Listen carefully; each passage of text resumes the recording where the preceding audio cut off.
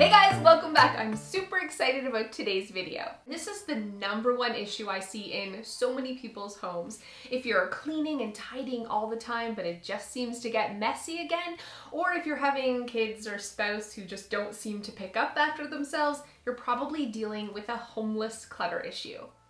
So I have a printable that you can download that gives you a ton of ideas of the things that you should create homes for so you no longer have homeless clutter. And I'm also going to take you on a tour of my home and show you some of the biggest problem areas that people have and how I create a home for the homeless clutter. The first homeless clutter that I see in so many homes is the things that you have when you first walk in the door. So your wallet, your keys, your phone, your purse, even your mail. It's really important that you have a designated home for this to go. So I have a little shoe cabinet here that we use the top drawers to drop in our keys. So we have a place for that to go, but if you're a visual bug, you probably want to invest in some hooks or an open basket. Incoming mail is also probably something that everybody struggles with. So it's really important that you have a home for the mail. You don't always have time to sort it as soon as you come in. So maybe it's a basket on your counter, or I have this little file folder system where I can drop in incoming mail and bills to be paid so it's not clutter on the counter. Another issue that people have is their memories. Maybe your kids come home with some great artwork, or you made the newspaper and you want to clip it out. Where do you put that stuff? I really recommend just having a bin or a basket that's called memories that you load it all into until you have the time to go through and put it in binders or scrapbooks or whatever floats your boat. But having a little home for those memory stuff in the meantime is really important. One of my favorite homeless clutter catcher ideas is to have a kitchen command center. This is a place where you can put those school papers your kids bring home, or invitations to birthday parties, contact information for friends and family, all that paper clutter that you have no other idea of where it should go. A kitchen command center is a perfect spot. You can also store your to-dos and your calendar.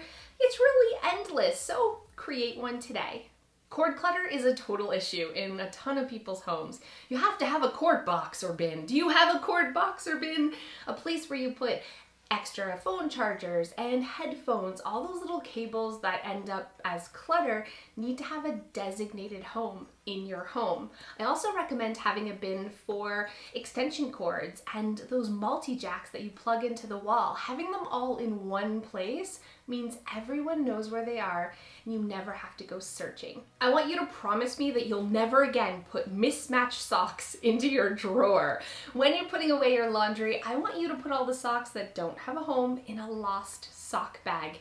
It's a place for those homeless socks.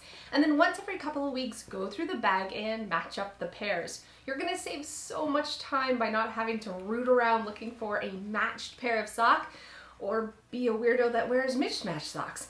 Either way, a lost sock bag is a must-have. Make sure you have a home for recyclables in your house. I cannot tell you how many families pile this stuff on their kitchen counter. So many times we pile it to take it to the garage later and it just ends up being clutter on the counter. Just get a little box or bin and put it under your kitchen counter as a designated home for recyclables. The best way to decide what you need a home for with your homeless clutter is to look around at your piles. Look around at things that just seem to accumulate. My brother-in-law, he's always leaving his hats on the kitchen counter and it drives my sister-in-law crazy. A few 3M hooks that he can quickly put his hat up right inside the kitchen has solved that clutter problem. Everything needs a designated home, and looking at your clutter, you'll be able to see exactly which ones you have to make. I know you might be thinking, I don't have time to make homes for all of this stuff, but I can promise you it is an investment in your time and effort. When you're creating different homes by using bins or baskets or a shelf, make sure you label them. You are going to make up that time in spades. For every minute you invest creating a home for homeless clutter, you're going to save thousands of minutes over the lifetime. So what are you waiting for? Grab that printable, get inspired by your piles, and create some homes for your homeless clutter today. So thank you guys so much for those of you who have stayed to the end. My kids have been gone for 3 days. It's the longest three freaking days of my life. Honestly, my husband and I were so bored. I think we're just so used to the chaos and the crazy. Now that there's none of that, I don't know what to do with myself. I don't know what I did with my life before I had children. Why was I not accomplishing more? Why was I not doing something great with all this free time? It's a sad waste of a life because now I'm so busy. When I have no kids, I'm doing all the freaking things and still have extra free time. I'm not looking forward to being an empty nester. I need more hobbies. I need more to fill my day. Or a friend. It might be good to meet a friend. Anyways, hopefully you can relate. I want my kids to come home now. I'll see you next time.